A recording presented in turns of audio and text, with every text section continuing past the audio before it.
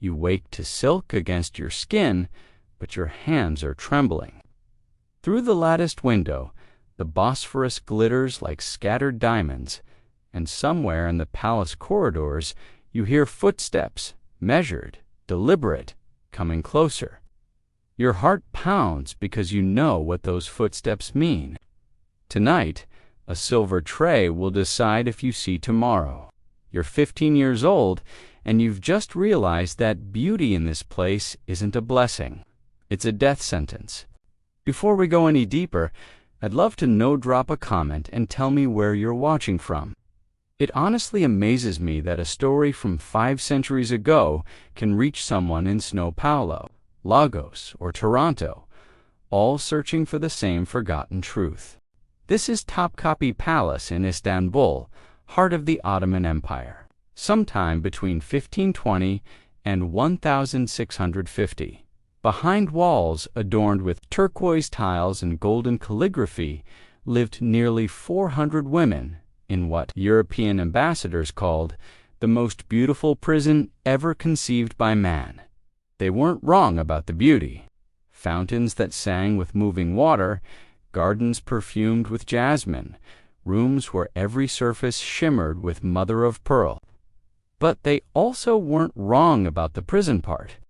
Because here's what the history books gloss over, with careful language and polite omissions. The imperial harem wasn't a romantic fantasy of silk cushions and rosewater baths. It was an institution built on systematic control, where a woman's body belonged to the state, where biological functions could warrant execution, and where survival required either perfect invisibility or perfect ruthlessness. No middle ground existed. The archives tell us this much: palace ledgers, letters from Venetian ambassadors, memoirs from servants who escaped. But what they describe seems almost impossible to believe. A lottery system where being chosen could mean death. Medical examinations conducted by eunuchs with the power to authorize permanent mutilation. Women sewn into weighted sacks and dropped into the sea at night, their crimes recorded in meticulous bureaucratic detail. And here's the part that makes your skin crawl. This wasn't chaos. This was order. Every death had paperwork. Every punishment followed protocol established over generations. Let me take you inside a single night, November 15th, 1640. The records are specific because the Ottomans kept everything. They documented grain supplies and military campaigns, and yes, the fates of concubines, with the same administrative precision. The evening call to prayer echoes across Istanbul. In the harem's golden hall, women sit in careful rows, their postures perfect, faces composed. They've learned to mask everything: fear, hope, the desperate calculations running through their minds. Some haven't been chosen in years and pray it stays that way. Others have been selected repeatedly and pray tonight brings different luck. Because here's the terrible math: out of 400 women, only about 10 will ever bear children for the Sultan. The rest exist in a permanent state of waiting, knowing that obscurity is actually the safest outcome. The chief black eunuch enters at precisely 8 o'clock. His name is Esnbl Aker, and he carries a silver tray covered with an embroidered cloth.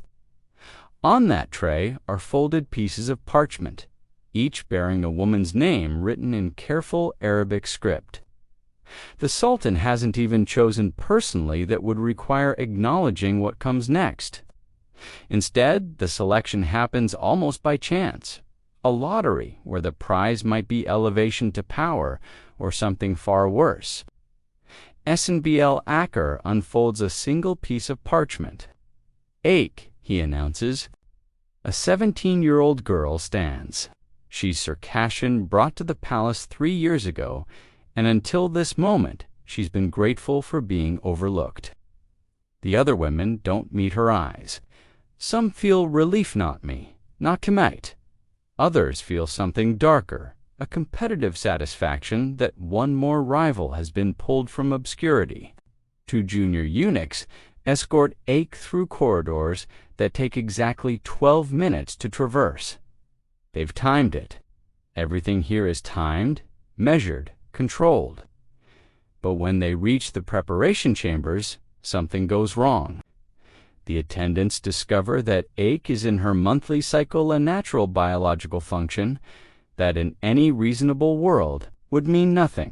In Topkapi Palace in 1640, it means everything. The official record, preserved in the palace archives, lists her cause of death as sudden illness, but the servants whispered a different story, one that matches dozens of similar entries across the decades. Ache never made it to mourning. Her crime, being human, being subject to natural processes she couldn't control. But let's say the selection goes differently. Let's say the chosen woman is deemed suitable. She enters a room where 12 eunuchs wait. Men who've been trained in what the palace calls medical evaluation. They surround her imaginad. 12 men forming a circle around a terrified girl, and they ask a single question that will determine her entire future should the seed be preserved. This isn't poetry. This isn't metaphor. This is clinical language for a decision about whether a woman deserves to keep her reproductive organs intact. If the answer is no, procedures are scheduled. If yes, she proceeds to the Sultan's chambers, knowing that failure to conceive within an unspecified time frame means revisiting that terrible room and facing that terrible question again. French ambassador Jean-Baptiste Tavernier visited the palace in 1675 and wrote something that still chills the blood.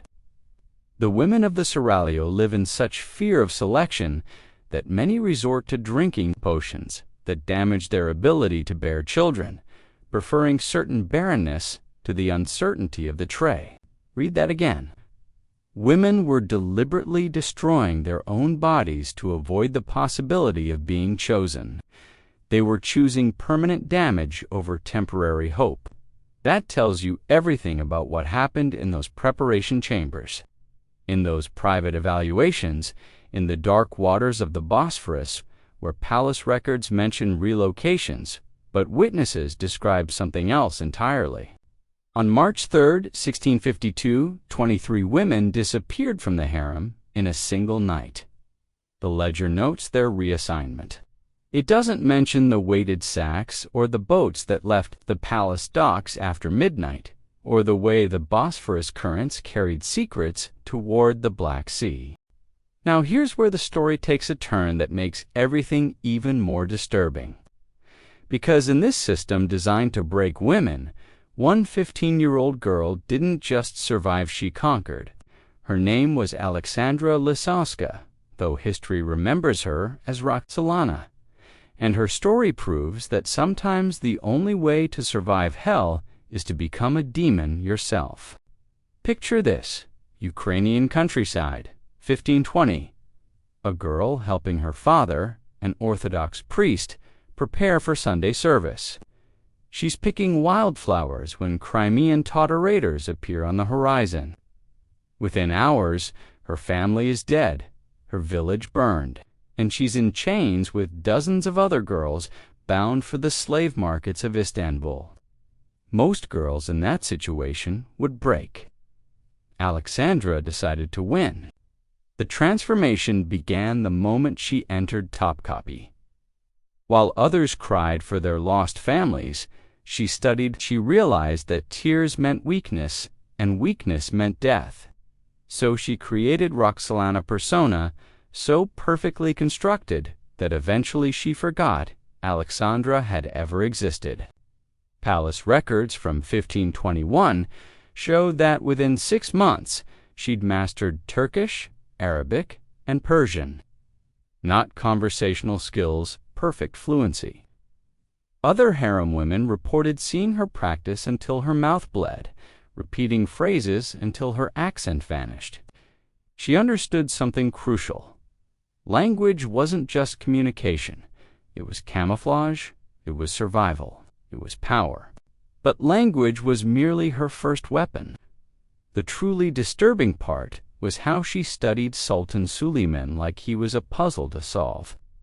She memorized his routines, his preferences, his moods, his intellectual vanities. When he liked poetry, she became a poet. When he discussed military strategy, she developed opinions that complemented his perfectly. She didn't just mirror him, she became his intellectual other half, the person he didn't know he'd been missing.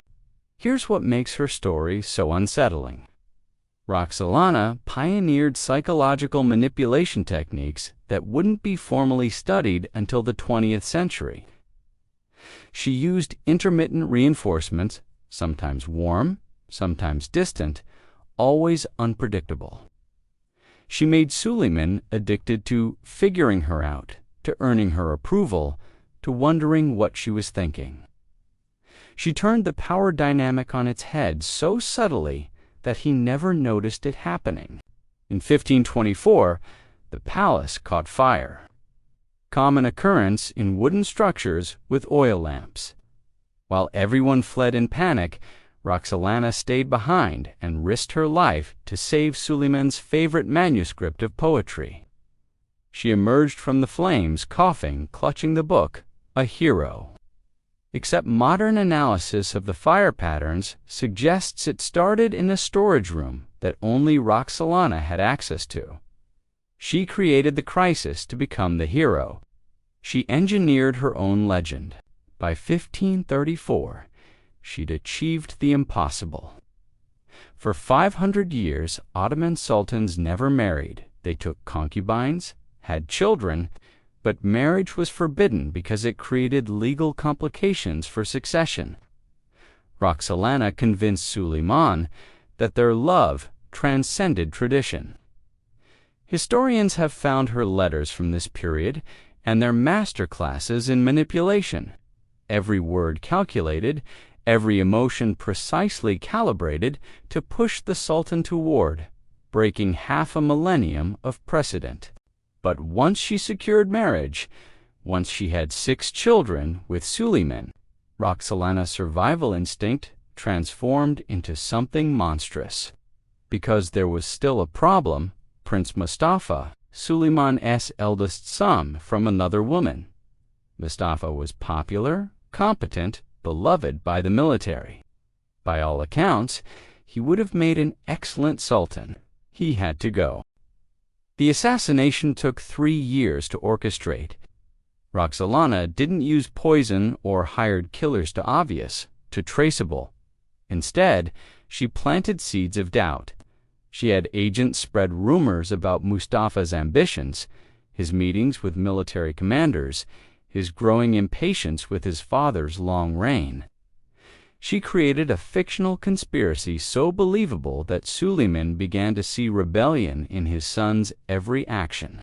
In I-10 Wubai Wushisen, Suleiman summoned Mustafa to his military tent in Aragli. When the prince entered, 7 mute executioners were waiting. They strangled him with a silk cord while his father watched from behind a screen. Mustafa was 38 years old. His crime was being born to the wrong mother. Roxelana's own son, Selim, eventually became sultan. History remembers him as Selim the drunkard. He was incompetent, cruel, and ultimately led the empire into decline. But he was Roxelana's son, and that's all that mattered. Here's the moral paradox that makes this story haunt you. Was Roxelana a monster or a survivor? She emerged from slavery and trauma and turned the system against itself. She achieved power in a world designed to render her powerless. But the cost was participation in that system's cruelty, perpetuation of its logic, and ultimately, the murder of an innocent man. The harem system continued for centuries after Roxelana's death in 1558. It evolved, adapted, refined its mechanisms of control. But the core remained unchanged. Women as instruments, bodies as property. survival requiring either perfect invisibility or perfect ruthlessness. The last harem was officially dissolved in 1909, when the Ottoman Empire was collapsing into the chaos that would birth modern Turkey. The women were released, given small pensions, and told to find their way in a world they'd been systematically prevented from understanding. Most of them had nowhere to go. They'd been taken as children, raised in isolation, trained for a role that no longer existed. Some found work as seamstresses or teachers. Others ended up in poverty.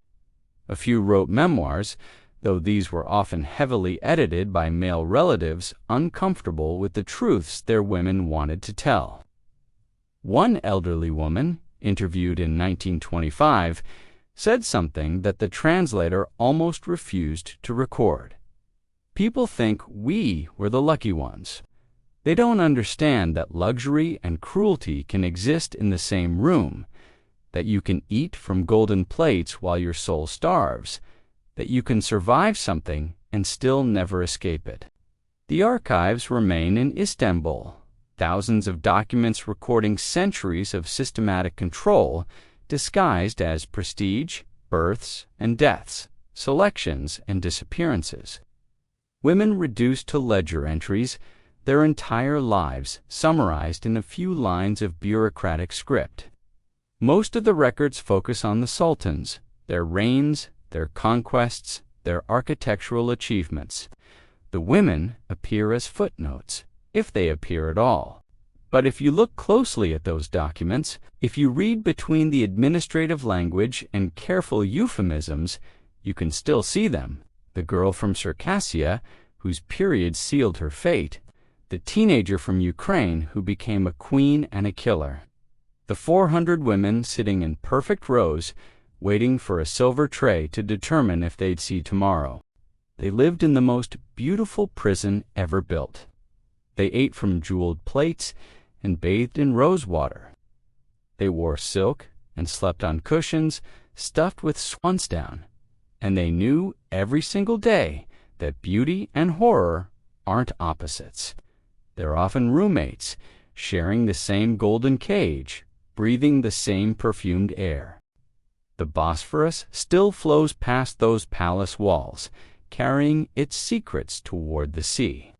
And if you listen carefully on certain nights, when the wind comes from the right direction, you might hear something beneath the water's surface. Not quite voices, not quite silence, just the echo of 400 women who waited in the most beautiful prison ever conceived by man, holding their breath, hoping not to be chosen.